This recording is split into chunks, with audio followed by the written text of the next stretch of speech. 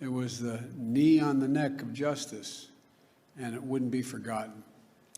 It stirred the conscience and of tens of millions of Americans.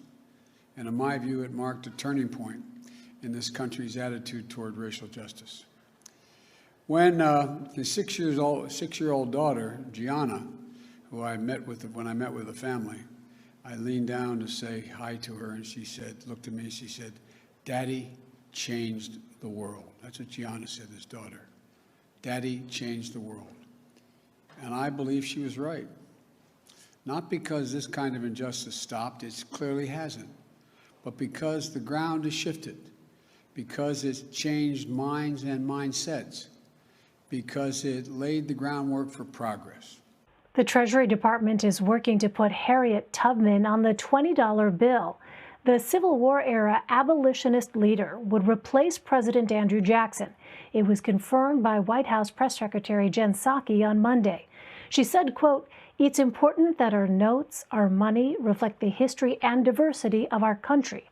The move was originally put on hold by the Trump administration after being introduced by President Obama.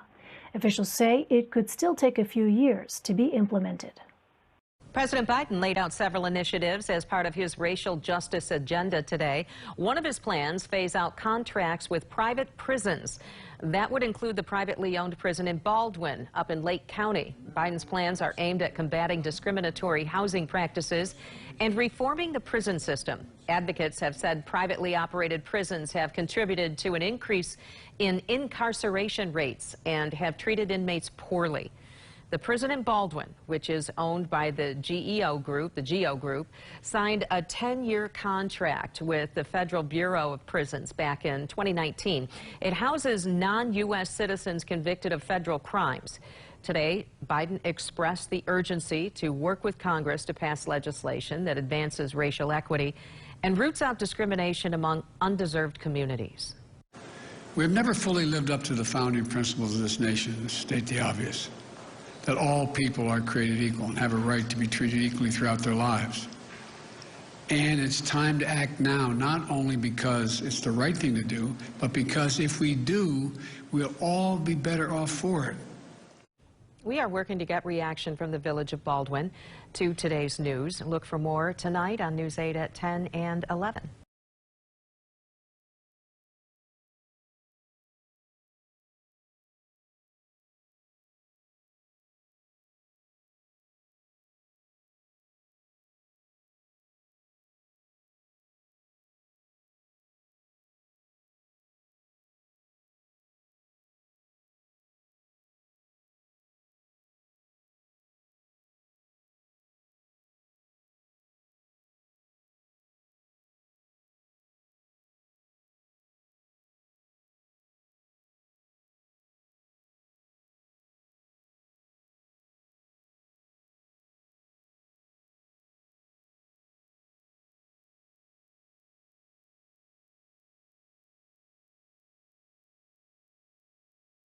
We already have a nigger mayor. We don't need any more nigger big shots. I learned a lot, and I learned that and Corn Pop was a bad dude.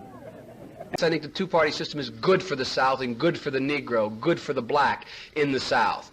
Other than the fact that they still call me boy, I think they've changed their mind a little bit. If Haiti just quietly sunk into the Caribbean or rose up 300 feet, it wouldn't matter a whole lot. Is it because blacks are involved in Haiti? It was old media that got him in trouble. Personal comments he made about another White House hopeful, Senator Barack Obama.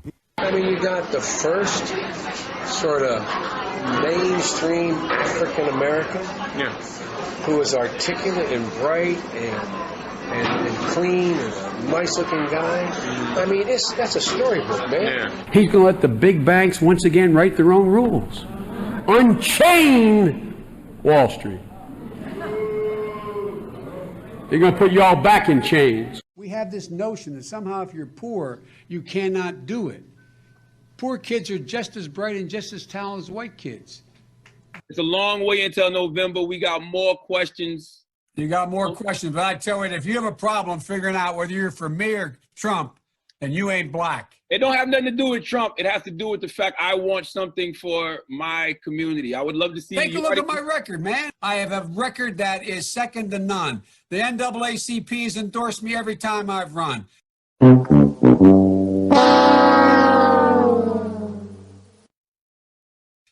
I mean, come on. Take a look at the record. Come on, baby. Let's investigate. Yeah. Joe has a terrible history in the black community, and everybody just loves him because he's the fluffy old guy. Former Vice President Joe Biden, he's run for president twice before, unsuccessfully. He's never before been the front runner. Now that he is towering over all the other declared Democratic candidates, his almost 5 decades in public life are getting some real scrutiny. On top of that list, his record on civil rights during his younger days as a U.S. Senator.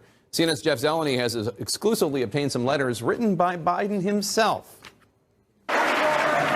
Joe Biden is coming back as a solo act. I'm ready to go. With his long record facing a new look under the spotlight of the 2020 campaign. Gentlemen and ladies of the Senate. One chapter receiving fresh scrutiny comes from his earliest years in the Senate, when he strongly opposed mandatory school busing. It was designed to achieve integration and a more equitable education. What's less known is how he followed the lead of some of the Senate's most fervent segregationists. In a series of never-before-published letters reviewed by CNN, the strength of Biden's opposition to busing comes into sharper focus. On March 25, 1977, Biden wrote, "My bill strikes at the heart of the injustice of court-ordered busing. It prohibits the federal courts from disrupting our educational system." Biden sought and received support from Mississippi Senator James Eastland, the Democratic chairman of the Judiciary Committee, and a leading symbol of Southern resistance to desegregation. He frequently spoke of blacks as, quote, an inferior race. Eastland and others were partners on several of Biden's anti-busing bills. On June 30th, 1977, Biden wrote, "Dear Mr. Chairman, I want you to know that I very much appreciate your help during this week's committee meeting in attempting to bring my anti-busing legislation to a vote."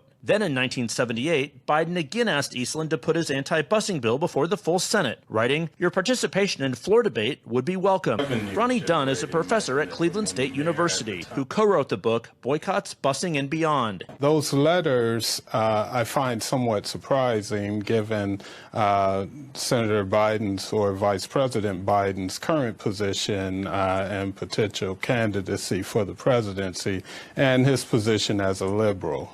Those are issues that he's obviously going to have to answer for. You said surprising. Surprising in what way? Well, the fact that he would solicit the support of staunch segregationists, James Eastland as well as Jesse Helms, introducing legislation as opposing busing at that time. Now to the race for 2020 this morning and new backlash against former Vice President Joe Biden. He's refusing to apologize as he faces growing criticism over comments he made about being able to work with others in Washington. But his examples were segregationist senators 40 years ago. Apologize for what? Refusing to apologize for touting his ability to find common ground with senators he disagreed with, even segregationists. Biden is facing sharp criticism. At a fundraiser Tuesday, Biden describing Senator Herman Talmadge of Georgia as one of the meanest guys I ever knew, but adding, well, guess what? At least there was some civility. We got things done. And recalling Senator James Eastland of Mississippi, Biden said, he never called me boy. He always called me son. Biden's 2020 rival, Senator Cory Booker, demanding an apology. Somebody running for president of the United States, somebody running to be the leader of our party, should know that using the word boy in the way he did can cause hurt and pain. Vice President Biden shouldn't need this lesson. Now, Biden actually took it a step further, saying that it was Senator Cory Booker who owes him the apology. Cory should apologize. I was actually it was hurtful to hear you talk about the reputations of two United States senators who built their reputations and career on the segregation of race in this country. And it was not only that, but you also worked with them to oppose busing. And, you know, there was a little girl in California who was part of the second class to integrate her public schools. And she was bused to school every day. And that little girl was me. To coddle the reputations of segregationists, of people who, if they had their way, I would literally not be standing here as a member of the United States Senate, is, I think, it's misinformed and it's wrong.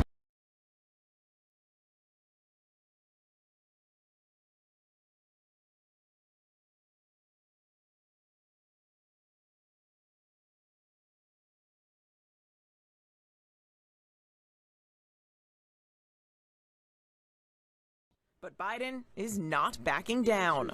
Apologize for what?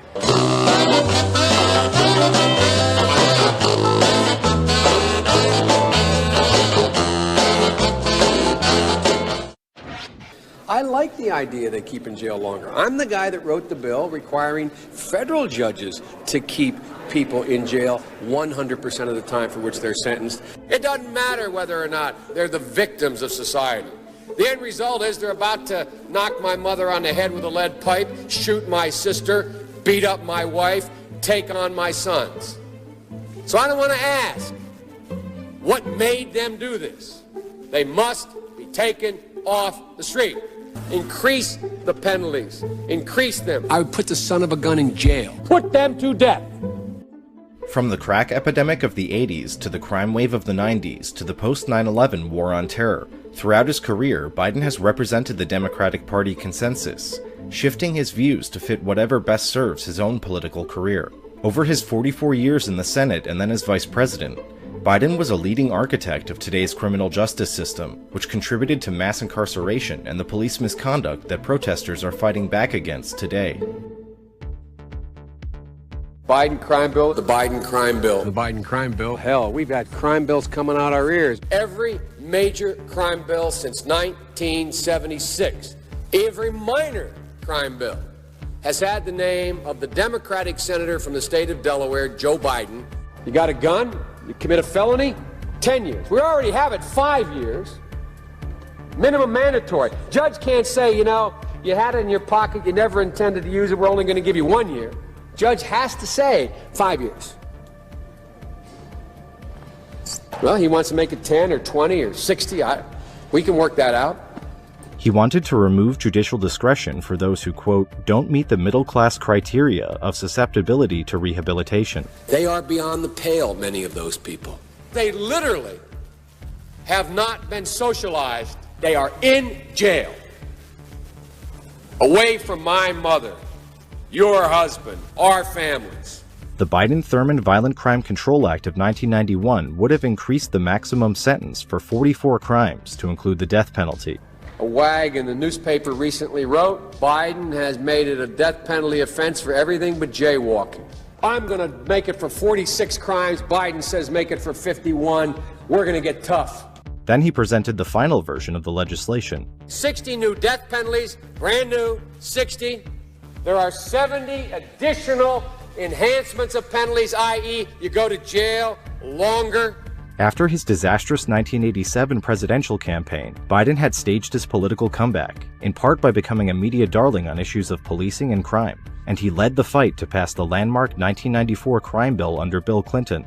When I wrote the original bill that started this whole process, the so-called Biden crime bill, I didn't call a liberal confab and write it. I didn't call any big society people and write it. I called the cops. A Democratic president wants 100,000 cops. A Democratic president wants to build 125,000 new prison cells. That's the secret. That somehow the Republicans tried to make the crime bill tougher. I say poppycock. They didn't make anything tougher. Found out that this midnight basketball isn't getting them together, a bunch of jive folks who live in their city to do, try to see if they can be Michael Jordan. When they found out, they were keeping schools open. So gangs come off streets instead of out raping my mother, marauding me, robbing the local store. They're in a gymnasium. And my daughter will be safer. My wife will be safer. My mother will be safer. And I will be safer. And I will be happy. Never again should Washington put politics and party above law and order. Along with several laws passed in the 80s, the 1994 crime bill drove up the local, state, and federal prison populations. And it tarnished the reputations of Biden and Bill Clinton, who signed it into law. Hey, Clinton, you didn't want to take pictures with our people here. We're still in jail for what you did. When Biden ran for president in 2008, he told the New York Times that he knew more people would be locked up across the board. You ashamed of that bill? Not at all. In fact, I drafted the bill. We had enormous success. The mass incarceration created by Biden's lock-em-up policies ripped apart vulnerable communities and families for a generation, and the federal funding streams and law enforcement infrastructure it created continue to hinder reform efforts. I'll do my job and I will take responsibility. You ashamed of that bill? Not at all.